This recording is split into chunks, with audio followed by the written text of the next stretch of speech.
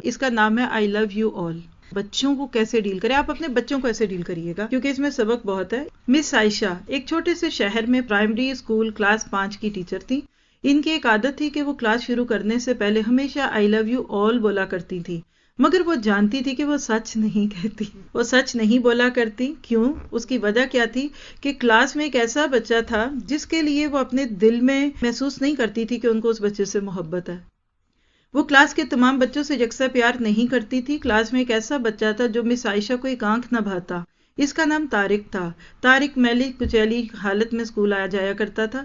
اس کے بال بگڑے ہوئے ہوتے، جوتوں کے تسمے کھلے ہوئے، قمیض کے کالر پر میل کا نشان. لیکچر کے دوران بھی اس کا دھیان کہیں اور ہوتا. مس عائشہ کے ڈانٹنے پر وہ چونک کر انہیں دیکھنے تو لگ جاتا تھا، مگر اس کی خالی خولی نظروں سے انہیں صاف پتہ لگا رہتا کہ طارق جسمانی طور پر کلاس میں موجود ہونے کے باوجود بھی دماغی طور پر غائب ہے. رفتہ رفتہ مس عائشہ کو طارق سے نفرت سی ہونے لگی. کلاس میں داخل ہوتے ہی طارق مس عائشہ کی سخت تنقید کا نشانہ بننے لگتا. ہر بری مثال طارق کے نام سے منسوب کی جاتی. بچے اس پر کھلکھلا کر ہنستے اور مس عائشہ اس کی تذلیل کر کر کے تسکین حاصل کرتی. طارق نے البتہ کسی بات کا کبھی کوئی جواب نہیں دیا. مس عائشہ کو وہ ایک بے جان پتھر کی طرح لگتا جس کے اندر احساس نام کی کوئی چیز نہیں تھی. ہر ڈانٹ، طنز اور سزا کے جواب میں وہ بس اپنی جذبات سے آری نظروں سے انہیں دیکھا کرتا تھا اور سر جھکا لیا کرتا تھا. مس عائشہ کو اب اس سے شدید چڑ ہو چکی تھی. پہلا سیمسٹر ختم ہوا، رپورٹیں بنانے کا مرحلہ آیا تو مس عائشہ نے طارق کی تمام پروگریس رپورٹ میں اس کی تمام برائیاں لکھ ماری. پروگریس رپورٹ والدین کو دکھانے سے پہلے ہیڈ مسٹریس کے پاس جایا کرتی تھی. انہوں نے جب طارق کی رپورٹ دیکھی تو مس عائشہ کو بلا لیا. مس عائشہ، پروگریس رپورٹ میں کچھ تو پروگریس بھی نظر آنی چاہیے. یعنی اب وہ جو پرنسپل ہے وہ اس پہ پریشان ہے کہ یہ رپورٹ اگر جائے گی ماں باپ کے پاس تو وہ کیا سوچیں گے کہ ہمارے اس بچے کے اندر کوئی خوبی نہیں ہے. آپ سمجھ رہے ہیں نا سینیریو کیا ہے. تو وہ پرنسپل جو ہے وہ اس بچے کو ڈیفینڈ کر رہی ہے اور اس کو کہہ رہی ہے کہ دیکھو اس میں کوئی ایک اچھی بات تو لکھ دو کہ جس سے وہ پروگریس کرے، ورنہ تو ایسے لگے گا کہ اس کے اندر کوئی خوبی نہیں ہے. تو یہ جو ٹیچر تھی اس نے آگے سے اس کا کیا جواب دیا یہ سن لیجئے. پرنسپل کہنے لگی کہ اس کے والدین تو اس سے بالکل ہی نا امید ہو جائیں گے.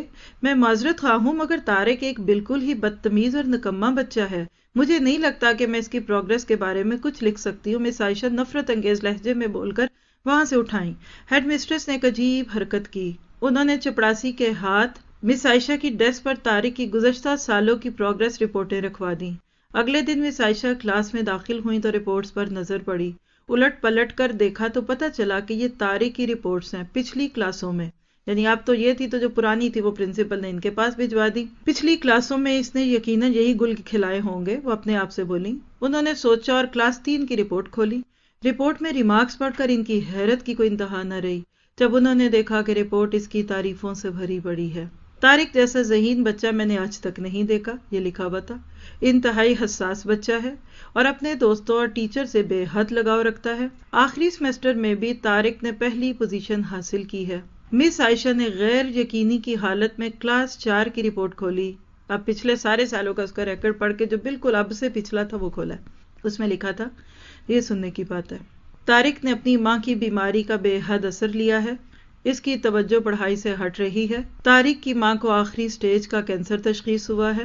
گھر پر اس کا کوئی خیال رکھنے والا نہیں جس کا گہرا اثر اس کی پڑھائی پر پڑا ہے.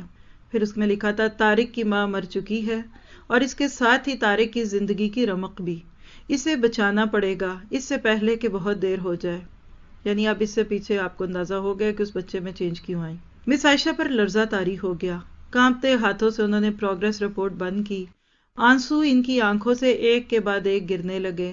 اگلے دن جب مس عائشہ کلاس میں داخل ہوئیں تو انہوں نے اپنی عادت مستمرہ یعنی اپنی پرانی عادت کے مطابق اپنا روایتی جملہ آئی لو یو آل دہرایا، مگر وہ جانتی تھی کہ وہ آج بھی جھوٹ بول رہی ہیں. کیا بھلا آپ سوچیں کیا جھوٹ ہوگا آج؟ کیونکہ اس کلاس میں بیٹھے ایک بے ترتیب بالوں والے بچے طارق کے لیے جو محبت وہ آج اپنے دل میں محسوس کر رہی تھی وہ کلاس میں بیٹھے اور کسی بچے کے لیے ہو ہی نہیں سکتی تھی. لیکچر کے دوران انہوں نے حسب معمول ایک سوال طارق پر داغا اور ہمیشہ ہی کی طرح طارق نے سر جھکا لیا. جب کچھ دیر تک مس عائشہ کی طرف سے کوئی ڈانٹ پھٹکار اور ہم جماعت ساتھیوں کی جانب سے ہنسی کی آواز اس کے کانوں میں نہ پڑی تو اس نے اچنبھے میں سر اٹھا کر ان کی طرف دیکھا. خلاف توقع ان کے ماتھے پر آج بل نہ تھے. وہ مسکرا رہی تھی۔ انہوں نے طارق کو اپنے پاس بلوایا اور اسے سوال کا جواب بتا کر زبردستی دہرانے کے لیے کہا۔ طارق 3-4 دفعہ کے اصرار کے بعد آخر بول ہی پڑا۔ اس کے جواب دیتے ہی مس عائشہ نے نہ صرف خود پرجوش انداز میں تالیاں بجائیں بلکہ باقی سب سے بھی بجوائیں۔ پھر تو یہ روز کا معمول بن گیا۔ مس عائشہ ہر سوال کا جواب اسے خود بتاتی اور پھر اس کی خوب پذیرائی کرتی۔ ہر اچھی مثال طارق سے منسوب کی جانے لگی۔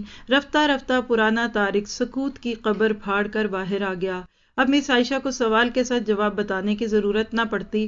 وہ روز بلا نقص جوابات دے کر سب کو متاثر کرتا اور نت نئے سوالات پوچھ کر سب کو حیران بھی۔ اس کے بال اب کسی حد تک سنورے ہوتے، کپڑے بھی کافی حد تک صاف ہوتے جنہیں شاید وہ خود دھونے لگا تھا۔ دیکھتے ہی دیکھتے سال ختم ہو گیا اور طارق نے دوسری پوزیشن حاصل کر لی۔ الوداعی تقریب میں سب بچے مس عائشہ کے لیے خوبصورت تحفے تحائف لے کر آئے اور مس عائشہ کے ٹیبل پر ڈھیر کرنے لگے۔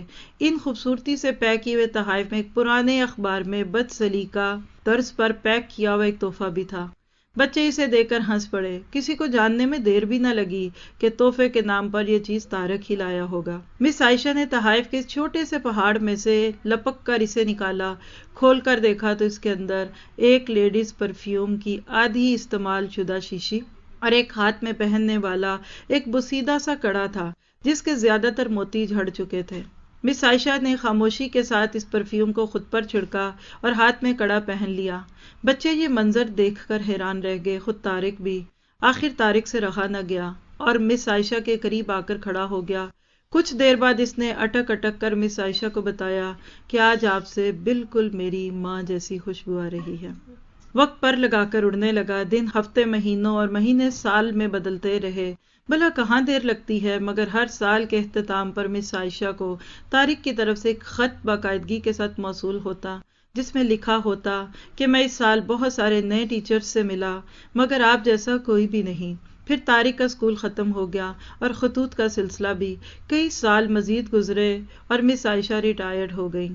آگے کیا ہوا ہوگا آپ سوچ رہے ہیں؟ ذہن تو ہمارا آگے چل رہا ہوتا ہے نا کہانی سے۔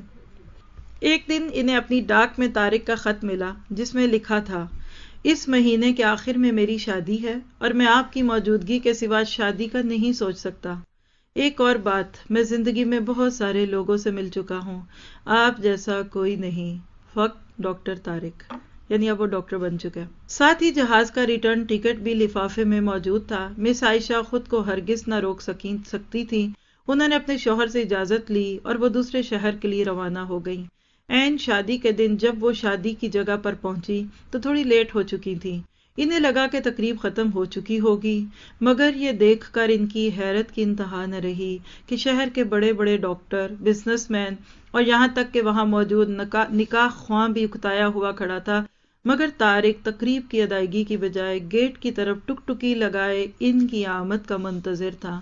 پھر سب نے دیکھا کہ جیسے ہی یہ بوڑھی ٹیچر گیٹ سے داخل ہوئیں، طارق ان کی طرف لپکا اور ان کا وہ ہاتھ پکڑا جس میں انہوں نے ابھی تک وہ بوسیدہ سا کڑا پہنا ہوا تھا اور انہیں لے کر سیدھا سٹیج پر چلا گیا۔ مائک ہاتھ میں پکڑ کر اس نے کچھ یوں اعلان کیا، دوستو، آپ سب ہمیشہ مجھ سے میری ماں کے بارے میں پوچھا کرتے تھے اور میں نے سب سے وعدہ کیا تھا کہ جلد آپ سب کو ان سے ملواؤں گا، یہ میری ماں ہے۔ عزیز دوستو، اس خوبصورت کہانی کو صرف استاد اور شاگرد کے رشتے سے منسوب کر کے ہی مت سوچیے گا۔ اپنے آس پاس دیکھیے، طارق جیسے کئی پھول مرجھا رہے ہیں جنہیں آپ کی ذرا سی توجہ، محبت اور شفقت نئی زندگی دے سکتی ہے۔ ہم سب انسان ہیں اور ہمارا کام کیا ہے؟